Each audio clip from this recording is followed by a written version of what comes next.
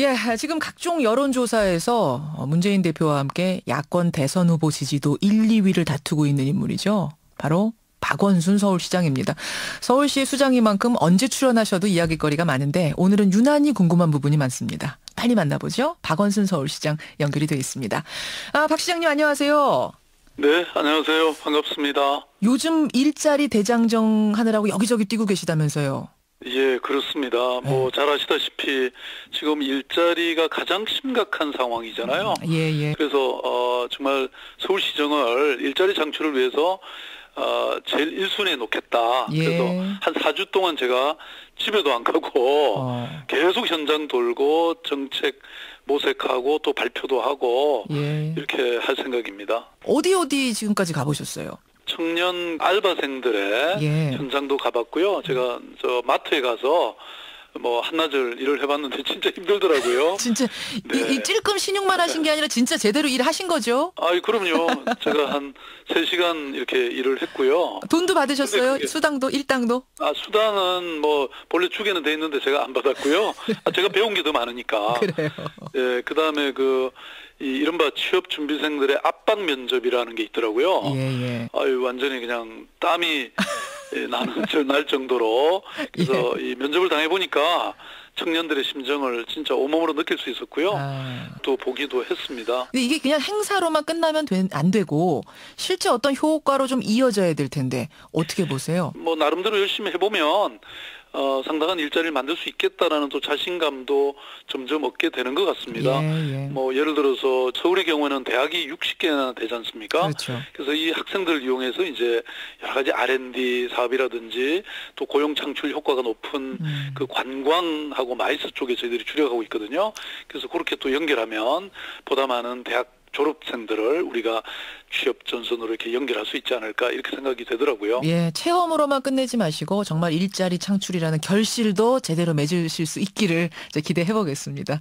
네, 최선을 다하겠습니다. 예, 시정 얘기하면서 제가 이걸 좀 빼놓을 수가 없네요. 지난주에 한참 뜨거웠던 이슈가 강남구청장의 독립선언이었습니다. 공개 질의서가 이제 이런 내용이었어요. 서울시는 중앙정부에다가 강남구를 특별자치구로 지정하라고 건의할 용의는 없느냐? 도착했지요, 이런 질의서. 뭐라고 답장 보내셨습니까? 네, 저는 우리가 물론 뭐 자기 지역을 더 발전시키겠다는 어떤 생각은 좋은 일이죠. 그렇지만 그게 지나친 지역이 이주의로 발전해 간다면 그건 동의할 수가 없는 거 아니겠습니까? 뭐 사실 이번에 이제 이 쟁점의 원인이 된 국제교류복합지구라는 게 이게 강남구 차원의 사업을 넘어서서 서울시 더 나아가서는 정말 국가 경쟁력에도 도움이 되는 범국가적 아젠다입니다. 그걸 갖고 글쎄 이렇게 저는 말씀하시는 것은 좀 이해하기가 어렵습니다. 지금 들으시는 분들이 그 사업이 뭔데 뭐가 갈등이야 궁금해하실지도 모르겠어요. 좀 자세히 들여다보면 그러니까 현대차가 한전부지 개발하면서 내놓은 공공기여금 1조 7천억 원. 이 강남 구민이 온갖 소음 참고 교통혼자 다 참아가면서 받아내는 기여금인데 이걸 어떻게 쓰는지 결정하는 데 대해서 서울시는 강남구를 끼워주지도 않았다. 면담 요청해도 받아주지도 않고 지난번 메르스 사태 때도 계속 강남구를 무시해오더라. 라는 게 지금 강남구청장의 주장인데요. 어떻습니까? 기본적으로 이제 현대자동차 부지에서 나오는 공공기여금을 저희들이 우리가 달나라 가서 쓰는 게 아니거든요. 달나라 가서 쓰는 게 아닌데 그다음에 강남구가 얼마든지 실무 차원에서 의견을 내라. 그 좋은 의견 다 받아들이겠다. 아니 서울시에 도움이 되고 강남구에 도움이 되는데 왜 우리가 안 받겠습니까? 다만 이것은 서울시장의 권한이니까 이 권한 자체를 침해하시려고 하면 안 되죠.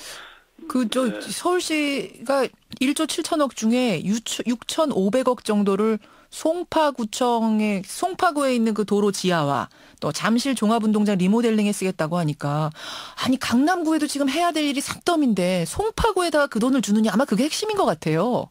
근데 뭐 강남구가 오늘날 그냥 강남구가 만들어졌습니까?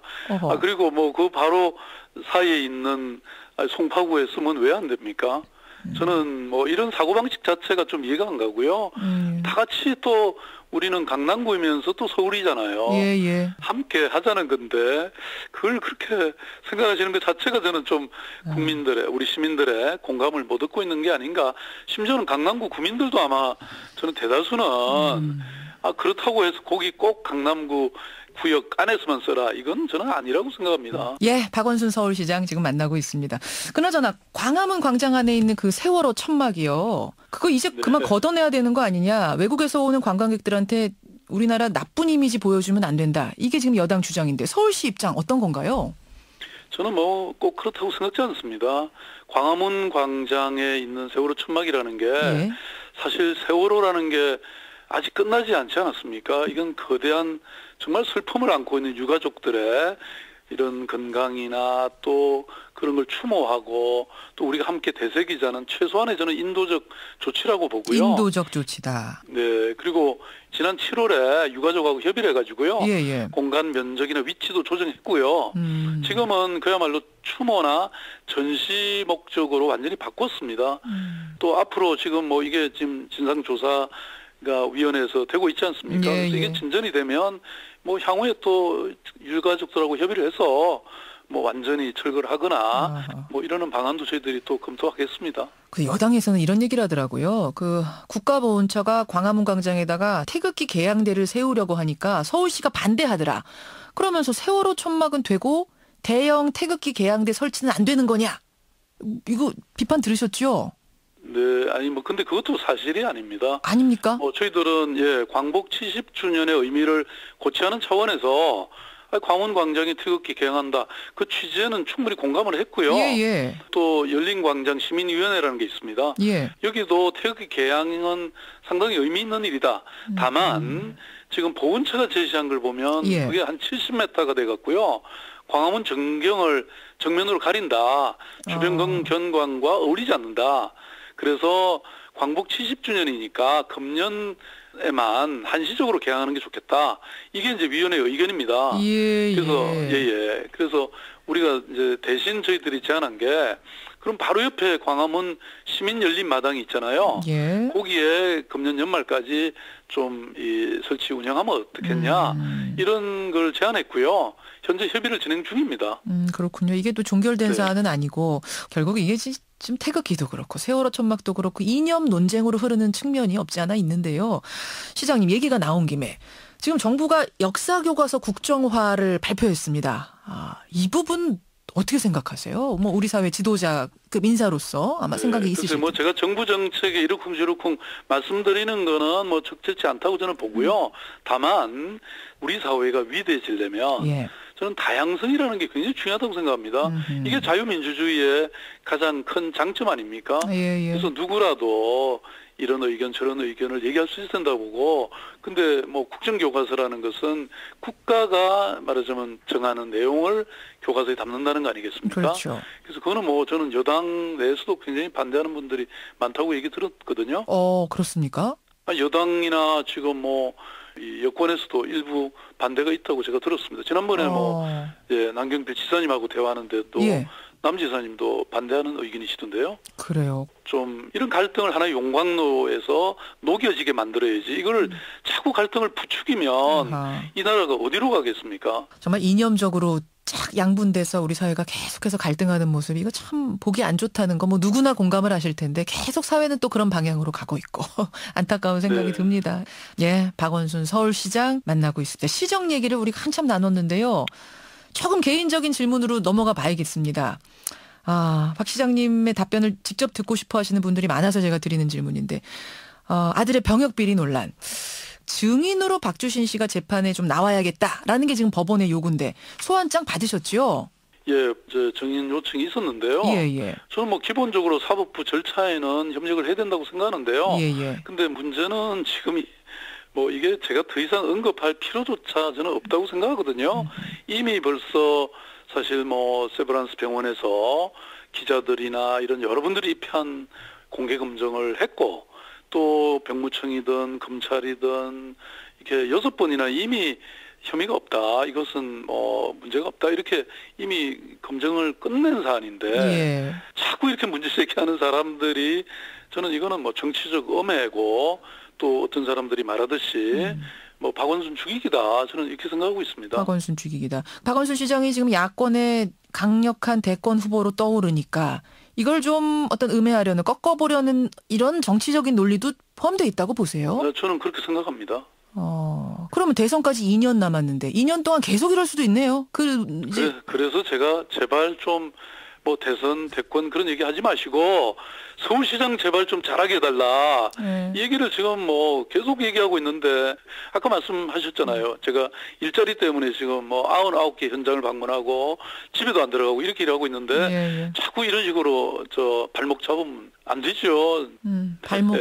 발목 잡기 정치적인 논리에 의한 거다. 그러면 아니 뭐 이 문제 다룰 때마다 청취자 문자로도 꼭 들어오는 질문입니다만 아예 지금 문제 제기하는 사람들 또 보고 싶다고 하는 사람들 다 모아놓고 공개적으로 MRI 촬영을 한번 하면 어떻겠느냐. 훌훌 좀 털고 2년 가시면 어떻겠느냐. 그걸 이미 했지 않습니까? 근데 그때 이제 못 봤다는 사람들까지 다 모아놓고 보시오. 그때도 그러니까 기자들 4명이나 했고 또 뭐 세브란스가 그냥 보통 그 의료기관입니까? 이렇게까지 다 했는데 그렇게 하지 말고 이 정책으로 서로 간에 경쟁을 해야 되는 거 아닌가요? 알겠습니다. 아들에 대한 이야기 잠깐 나눠봤고요. 당적에 있는 분이니까 제가 새정치민주연합에 대한 의견도 잠깐 좀 듣고 싶습니다. 지금 총선 얘기 잠깐 하셨는데 내년 총선 이대로 가면 힘들다. 이거 동의하시나요? 글쎄요, 뭐 제가 서울시장으로서 잘하는 것이 또 결국 그 당에도 도움이 된다고 저는 생각하는데요. 어쨌든 많은 국민들이 조금 더 신뢰할 수 있도록 좀 더 큰 혁신과 변화와 저는 이런 혁신 개혁이 있어야 된다고 저는 그렇게 보고 있습니다. 혁신은 지금 나온 건 어떻게 보셨어요? 어떻게 평가하세요? 뭐 다들 좋은 내용인데 저는 그게 종이 위의 혁신안이 아니고 실천이 돼야 된다고 보고요. 그리고 무엇보다도 국민들이 좀 느낄 수 있게 좀 그런 뭐 확실한 좀 변화를 보여줬으면 하는 생각이죠. 근데 그 혁신안에 대해서 문제가 많다고 지적하는 분들 꽤 계세요. 특히 안철수 전 대표 같은 경우에는 낡은 진보를 청산해야 된다 이러면서 당 주류로 불리는 이른바 친노 세력이 청산이 돼야 되고 낡은 진보의 틀을 벗어나는 것이 혁신의 시작이다. 그 혁신안, 종이 위의 혁신안이 문제가 아니다 지적하시는데 어떻게 보십니까? 아니 그러니까 그래서 국민들에게 감동을 좀 줘야 그런 신뢰가 쌓이지 않겠습니까?